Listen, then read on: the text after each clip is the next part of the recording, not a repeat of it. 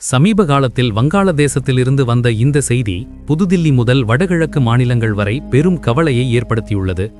வங்காளதேச தற்காலிக அரசு தெளிவாக கூறியுள்ளது, தங்கள் நாட்டில் உள்ள இந்திய அதிகாரிகளுக்கும் இந்திய விசா விண்ணப்ப மையங்களுக்கும் பாதுகாப்பு அளிக்க முடியாது என்று. அதாவது வங்காளதேசம் ஒரு வகையில் இப்படி சொல்ல விரும்புவது போல தெரிகிறது, இந்தியா எங்களை எந்த அரசாகவும் நினைக்கக்கூடாது, இந்தியர்களுக்கு பாதுகாப்பு அளிக்க வேண்டிய பொறுப்பு எங்களுடையது அல்ல. இந்த அறிவிப்பு இத்தகைய சூழ்நிலையில் வந்துள்ளது. இந்தியா சர்வதேச மேடைகளில் தன் குடிமக்களின் பாதுகாப்பு குறித்து தொடர்ந்து குரல் எழுப்பி வரும் நேரத்தில். ஆனாலும் வங்காளதேசத்தின் இத்தகைய போக்கு ஏராளமான கேள்விகளை எழுப்புகிறது. கேள்வி என்னவென்றால், ஒரே அடியாக சூழல் இவ்வளவு மோசமாக மாறிவிட்டதா? இப்போது இந்தியா வங்காளதேசத்தின் மீது எந்த வகையான கடுமையான உறுதியான நிலைப்பாட்டை எடுக்கப் போகிறது? இந்த முழு வளர்ச்சியையும் இந்த வீடியோவில் புரிந்து கொள்வோம். ஆனால் முதலில் இந்த வீடியோவுக்கு ஒரு லைக் செய்து சேனலை சப்ஸ்கிரைப் செய்வதை மறந்துவிடாதீர்கள். உங்களுக்கு ஒரு வினாடி வேலைதான் எங்களுக்கு மிகப்பெரிய உதவியாக இருக்கும். உண்மையில் டிசம்பர் 18 அன்று உஸ்மான் ஹாதி மரணத்துக்கு பிறகு வங்காளதேசத்தில் சூழல் வேகமாக விஷமயமாக மாறியது. உஸ்மான் ஆதரவாளர்கள் அவரது மரணத்துக்கு நேரடியாக இந்தியாவை குற்றம் சாட்டினர். இதனால் கோபமும் சந்தேகங்களின் புயலும் தொடங்கியது. இந்தியர்கள் அதிகாரிகள் மீது பகிரங்க தாக்குதல்கள் நடந்தன. கடந்த 2 நாட்களில் சூழல் இன்னும் மோசமடைந்தது. சாலைகளில் வன்முறை போராட்டங்கள் வழக்கமாகிவிட்டன. பல இடங்களில் இந்திய எதிர்ப்பு முழக்கங்கள், பகிரங்க மிரட்டல்கள் கேட்கப்பட்டன. இந்த பாதுகாப்பு சூழ்நிலையை கருத்தில் கொண்டு இந்தியா தன் 2 விசா விண்ணப்ப மையங்களை மூட வேண்டிய நிலை ஏற்பட்டது. இந்த மையங்கள் ராஜ்ஷாஹி, குல்னா நகரங்களில் உள்ளன. ரிப்போர்ட்களின்படி இந்த மையங்களை தீவிரவாத மூலங்கள் நாலாபுறமும் சுற்றி வளைத்துங்கன. சூழல் அவ்வளவு தீவிரமானது. அங்கு பணியாற்றும் ஊழியர்களின் உயிருக்கு நேரடி ஆபத்து ஏற்பட்டது. அதனால்தான் வலுக்கட்டாயமாக இந்த சேவைகளை நிறுத்த வேண்டியது. இந்த முடிவு அத்தகைய நேரத்தில் எடுக்கப்பட்டது. வங்காளதேசத்தில் இந்திய எதிர்ப்பு உணர்வுகள் உச்சத்தை எட்டியுள்ளன. சமீப நாட்களில் இந்து சிறுபான்மையினர் மீதான தாக்குதல்கள் அதிகரித்துள்ளன. இந்திய வடகிழக்கு மாநிலங்களை பிரிக்க வேண்டும் என்று பகிரங்க மேடைகளில் மிரட்டல்கள் விடுக்கப்படுகின்றன. இந்திய தூதரகங்களைச் சுற்றி தொடர்ந்து போராட்டங்கள் நடக்கின்றன. இவை அனைத்தையும் பார்க்கும்போது இந்திய அதிகாரிகளின் பாதுகாப்பு மிக முக்கிய பிரச்சனையாக மாறியுள்ளது. இப்போது இந்த முழு விஷயத்தின் தீவிரத்தை சற்று புரிந்து கொள்ளுங்கள். தற்போது வங்காளதேசத்தில் 100க்கும் மேற்பட்ட இந்திய அதிகாரிகள் பல்வேறு திட்டங்கள், மிஷன்களில் பணியாற்றி வருகின்றனர். இவர்களில் பலர் அங்கேயே தங்கி பொறுப்புகளை நிறைவேற்றி வருகின்றனர். போராட்டங்கள் மேலும் முக்கிரமடையும் போது இவர்கள் அனைவரின் பாதுகாப்பும் ஆபத்தில் உள்ளது. சூழல் அவ்வளவு மோசமானது. இந்தியர்களை பகிரங்கமாக பயமுறுத்துதல், மிரட்டுதல் நடக்கிறது. இத்தகைய சூழ்நிலையில் முகமது யூனஸ் தலைமையிலான தற்காலிக அரசு வெளியிட்ட அறிவிப்பு மேலும் கவலையை ஏற்படுத்துகிறது. யூனஸ் தெளிவாக கூறினார், தற்போது தங்கள் அரசு தங்கள் சொந்த குடிமக்களுக்கு கூட முழுமையான பாதுகாப்பு அளிக்க முடியவில்லை என்று. டாக்கா, ராஜ்ஷாஹி, குல்னா போன்ற பெரிய நகரங்களில் போலீஸ் படைகள் ஏற்கனவே சூழலை கட்டுப்படுத்துவதில் மும்முரமாக இருக்கின்றன என்று வாதிட்டார். அதனால் இந்திய அதிகாரிகள் விசா மையங்களுக்காக தனி பாதுகாப்பு அளிப்பது சாத்தியமில்லை என்றார். அதாவது தெளிவாக சொல்ல வேண்டுமானால் இந்தியாவுக்கு எந்த உத்தரவாதமும் அளிக்கப்படவில்லை. இங்கே சர்வதேச சட்டமும் கேள்விக்குள்ளாகிறது. வியன்னா ஒப்பந்தத்தின்படி விருந்தோம்பும் நாட்டின் பொறுப்பு வெளிநாட்டு தூதரகங்கள், அதனுடன் தொடர்புடைய நிறுவனங்களின் பாதுகாப்பை காப்பாற்ற வேண்டும். இது இரக்கத்தால் தரப்படுவதல்ல, சட்டப்பூர்வ பொறுப்பு. ஆனாலும் வங்காளதேசம் இந்த பொறுப்பிலிருந்து தப்பிக்க முயல்வது போல தெரிகிறது. இதுவே இந்தியாவுக்கு மிகப்பெரிய கவலையை ஏற்படுத்தும் விஷயம். இங்கே இரட்டைத்தரமும் தெளிவாக தெரிகிறது. வங்காளதேசத்தில் பாகிஸ்தான், சீனா விசா மையங்களுக்கு பெரிய அளவில் பாதுகாப்பு அளிக்கின்றனர். பல இடங்களில் இந்த மையங்களுக்கு உயர்மட்ட பாதுகாப்பு வழங்கப்படுகிறது. ஆனால் அதே நேரத்தில் இந்திய தூதரகங்கள் விசா மையங்களை கிட்டத்தட்ட திறந்த நிலையில் விட்டுவிட்டனர். போராட்டக்காரர்கள் எளிதில் அவற்றின் அருகே சென்றடைய முடிந்தது.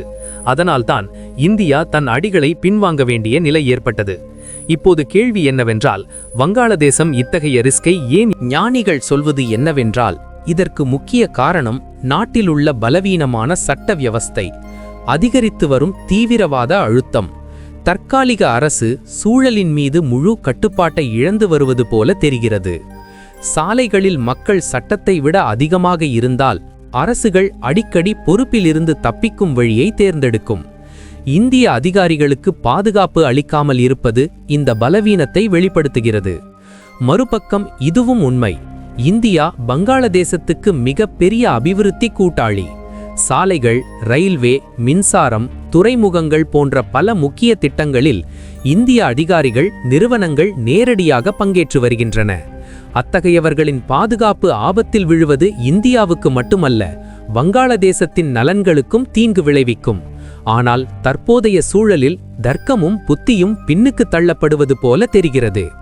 சூழல் விரைவில் சீரடையாவிட்டால் விளைவு விசா சேவைகளுக்கு மட்டும் வரம்புற்றதாக இருக்காது. இருதரப்பு வர்த்தகம், முதலீடுகள், இணைப்பு திட்டங்கள் மீதும் நேரடி தாக்கம் ஏற்படும். இந்தியா ஏற்கனவே பலமுறை தெளிவுபடுத்தியுள்ளது, தன் குடிமக்களின் பாதுகாப்பு விஷயத்தில் எந்த சமரசமும் இருக்காது என்று. வரும் நாட்களில் இந்தியா தூதரக ரீதியாக இன்னும் கடுமையான நிலைப்பாட்டை எடுக்கலாம். மொத்தத்தில் பார்த்தால் வங்காளதேசத்தில் நடப்பது வெறும் உள்நாட்டு அவையவை மட்டுமல்ல, இது பிராந்திய ஸ்திரத்தன்மைக்கும் அச்சுறுத்தல் குறிகாட்டியாகும். விருந்தோம்பும் நாடு தன் பொறுப்புகளிலிருந்து முகம் திருப்பினால் நம்பிக்கை பாதிக்கப்படும், உறவுகளில் பிளவு ஏற்படும். இப்போது பார்க்க வேண்டியது, வங்காளதேசம் சரியான நேரத்தில் சூழலை சீரமைக்குமா அல்லது இந்த நெருக்கடி இன்னும் ஆழமாகுமா? இந்த முழு சம்பவங்களையும் முன்பு நடந்த சூழல்களுடன் இணைத்து பார்த்தால் படம் இன்னும் தெளிவாக தெரியும். இந்தியா இதை வெறும் விசா மையங்கள் அல்லது அதிகாரிகள் பாதுகாப்புக்கு மட்டும் வரம்புற்ற விஷயமாக பார்க்கவில்லை. இந்தியாவுக்கு நன்றாக தெரியும், அண்டை நாட்டில் சூழல் மோசமானால் அதன் தாக்கம் எல்லை பகுதிகளில் தெளிவாக விழும். அதனால்தான் வங்காளதேசத்தில் உக்கிரம் அதிகரித்த உடனே இந்தியா எல்லை பகுதியில் தன் தயார் நிலையை அதிகரிக்கத் தொடங்கியது. தகவல் வட்டாரங்களின்படி இந்தியா வங்காளதேச எல்லையில் உள்ள பாதுகாப்பு வியவஸ்தையை தொடர்ந்து ஆய்வு செய்து வருகிறது. BSF-ஐ அலர்ட் மோடில் வைத்துள்ளனர். உணர்திறன் பகுதிகளில் ரோந்து அதிகரித்துள்ளது. குறிப்பாக திரிபுரா, மேகாலயா, மிசோரம், மேற்கு வங்கம் எல்லை பகுதிகளில் கவனம் செலுத்தப்பட்டுள்ளது. வங்காளதேசத்தில் உள்ள அவையவையை தங்கள் சொந்த நலன்களுக்காக யாராவது பயன்படுத்திக் கொள்ள வேண்டும் என்று இந்தியா எந்த வகையிலும் விரும்பவில்லை. அதுவுமல்லாமல் தீவிரவாத குழுக்கள் சூழல் மோசமான வாய்ப்பை பயன்படுத்தி எல்லையை அச்சுறுத்தலாக்க முயலலாம் என்று இந்தியாவுக்கு கவலை உள்ளது. அது கடத்தலானாலும் அல்லது எந்த வகையான தூண்டுதல் நடவடிக்கையானாலும். அதனால்தான் இன்டெலிஜென்ஸ் ஏஜென்சிகளையும் முழு அளவில் செயல்படுத்தியுள்ளனர். சிறியது பெரியதாக இருந்தாலும் ஒவ்வொரு அசைவிலும் கண்காணிப்பு உள்ளது, எந்த நேரத்திலும் உடனடியாக பதிலளிக்கும் வகையில். இந்தியாவின் உத்தி தெளிவானது, அமைதியை காப்பாற்ற வேண்டும், ஆனால் பலவீனம் என்ற செய்தியை அளிக்கக்கூடாது. அண்டை நாட்டில் அரசு பலவீனமாக இருந்து சாலைகளில் மக்கள் ஆதிக்கம் செலுத்தினால் அத்தகைய வளிமண்டலத்தில் எல்லைகள் மிகவும் உணர்திறன் கொண்டதாக மாறும் என்று இந்தியா புரிந்து கொண்டுள்ளது. அதனால்தான் முன்கூட்டியே தயாரிப்புகளை செய்து வருகிறது. எந்த வகையான போர் நிலை வரும் முன்பே சூழலை கட்டுப்பாட்டில் வைத்திருக்க. மொத்தத்தில் சொல்ல வேண்டுமென்றால் இந்தியா வங்காளதேச உள்நாட்டு பிரச்சனையை எல்லை வரை பரவ விடுவதற்கு தயாராக இல்லை. தூதரக ரீதியாக பேச்சுவார்த்தைகள் தொடரும். தரையில் பாதுகாப்பும் வலுப்படுத்தப்பட்டே இருக்கும். செய்தி தெளிவானது, இந்தியா அமைதியை விரும்புகிறது, ஆனால் தன் பாதுகாப்பு இறையாண்டையுடன் எந்த சமரசமும் இல்லை. அதனால்தான் எந்த சூழ்நிலை எப்படி இருந்தாலும் இந்தியா எல்லாவற்றிற்கும் தயாராக உள்ளது. இன்னொரு விஷயமும் தெளிவு, வங்காளதேசம் வேண்டுமென்றே இந்தியாவுக்கு எதிராக தூண்டுதல் நடவடிக்கைகளை எடுத்தால் இந்திய ராணுவம் ஃபுல் ஆக்ஷன் மோடுக்கு வர அதிக நேரம் ஆகாது. மீதி உங்கள் கருத்து. இந்தியா இப்போது வங்காளதேசத்தின் மீது எந்த நடவடிக்கைகளை எடுக்க வேண்டும்? உங்கள் கருத்தை காமெண்ட்ஸில் கண்டிப்பாக சொல்லுங்கள். இந்த வீடியோவுக்கு லைக் செய்து உங்கள் நண்பர்களுடன் ஷேர் செய்யுங்கள், அவர்களுக்கும் தகவல் கிடைக்கும். இது போன்ற மேலும் அறிவு நிறைந்த வீடியோக்களுக்காக சேனலை சப்ஸ்கிரைப் செய்து பெல் ஐகானை ஆலில் செலக்ட் செய்வதை மறந்துவிடாதீர்கள். ஜெய் ஹிந்த்.